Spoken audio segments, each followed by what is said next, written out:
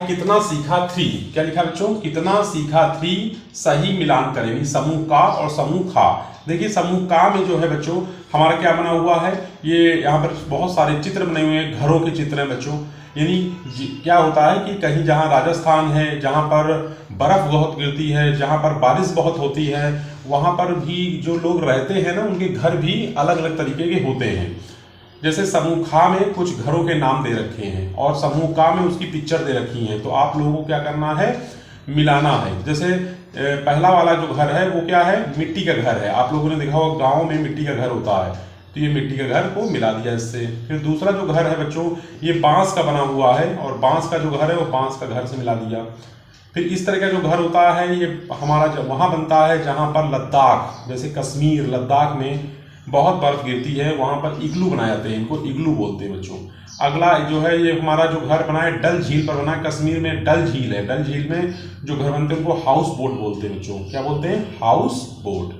प्रश्न नंबर 2 में कह रहा है अपनी पसंद के घर का चित्र बनाकर उसमें रंग भरिए। तो अपने पसंद कितने सारे घर बने हुए हैं, आप जो भी घर आप बनाइए उस पर अपना रंग भर लीजिए, ठीक है ना बच्चों, रंग भर लीजिए। है तो वो लिखा है कि दी गई वर्ग पहेली, ये इसमें कुछ पहेली टाइप का दे रखा है, कुछ आपदाओं के नाम छिपे। आपदाएं मतलब वो बच्चों जो प्रकृति के द्वारा ढाई जाती हैं, यानी प्रकृति के द्वारा आती है, उनके नाम ढूंढने। जैसे कि देखिए ज्वालामुखी,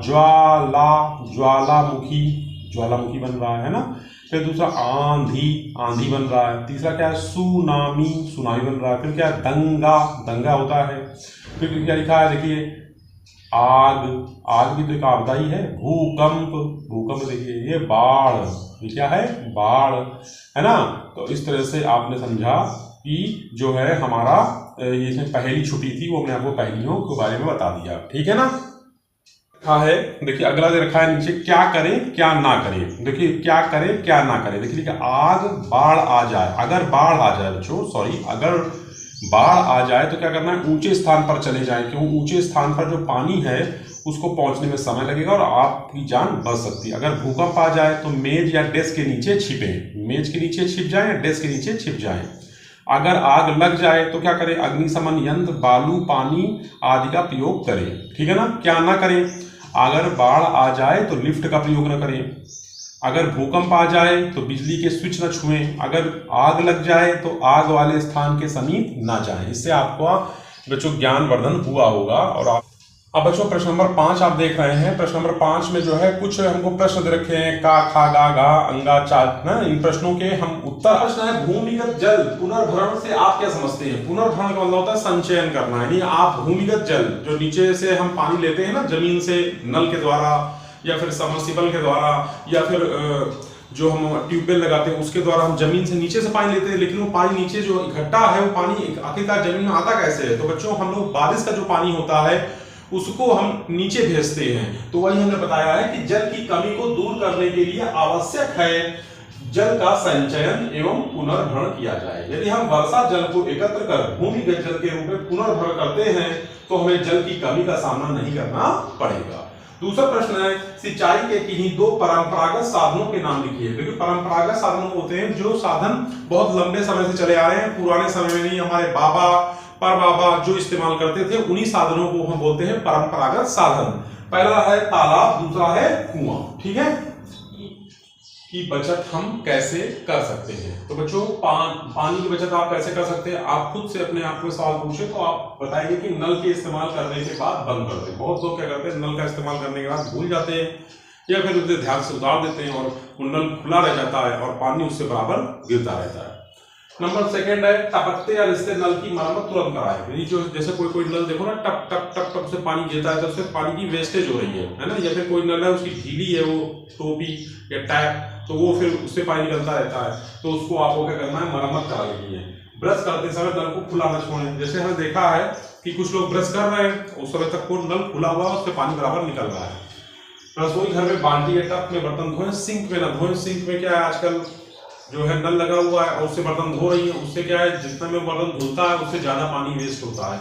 इस तरह से हम पानी का बचाव कर सकते हैं। सीएनजी, बच्चों सीएनजी का फुल फॉर्म आपको पता है, नहीं पता है हम बता देते हैं, कंप्रेस्ड नेचुरल गैस। सीएनजी जो है उसमें कौन कौन से अवयव होते हैं, जैसे मीथेन होता है, इथेन और प्रोपेन। ये पाया जाता है कि गैस रंगहीन होती है, गंधहीन होती है और हवा से हल्की होती है। प्रदूषण कम करने के लिए कौन से ईंधन के वाहन प्रयोग करना चाहिए? देखिए बच्चों, हमारे पास जो इस समय ईंधन है वो है पेट्रोल, डीजल, और अभी हमने सीएनजी का आविष्कार कर लिया है। पेट्रोल डीजल जो है इसके भंडारण जो है, यानी इसके जो कुएं हैं, तेल के कुएं, इनकी क्षमता जो है सीमित है, ठीक है ना। यदि हम इनका लगातार इस्तेमाल करते रहेंगे तो ये हमारे एक समय पर खत्म हो जाएंगे। तो हमने इजाद कर दिया सीएनजी। सीएनजी जो होता है जो ये प्रदूषण को कम फैलाता है, ना के बराबर फैलाता है, ठीक है ना। और नंबर सेकेंड, ये मतलब जो है पेट्रोल और डीजल दोनों जो वाहन है इनमें हम इस्तेमाल कर सकते हैं। तो इस प्रश्न का उत्तर होगा सीएनजी ईंधन को वाहन में प्रयोग करना चाहिए, सीएनजी ईंधन को।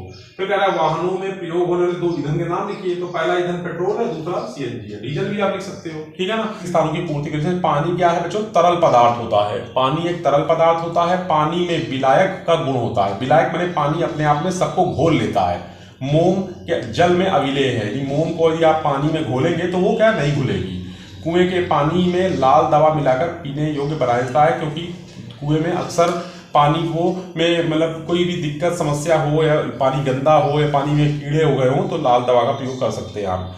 डैश की सहायता से खेती करना आसान हो गया है। आप सभी किसान भाई, यानी कि जो भी बच्चे जिनके पापा किसान हैं या गाँव से संबंध रखते हैं, वो जानते हैं कि ट्रैक्टर की सहायता से खेती करना आसान है। कि किन्हीं 2 चीजों के नाम लिखिए जो मिट्टी के तेल में घुल जाते हैं। जैसे कि मोम ना मिट्टी के तेल में घुल जाता है, तारकोल भी मिट्टी के तेल में घुल जाता है। यदि एक निश्चित मात्रा के बाद चीनी पानी नहीं घुलती तो और चीनी घोलने के लिए आप क्या करेंगे? तो पानी को गर्म करेंगे बच्चों। पानी को यदि आप गर्म करोगे तो पानी में चीनी और अधिक घुल जाएगी।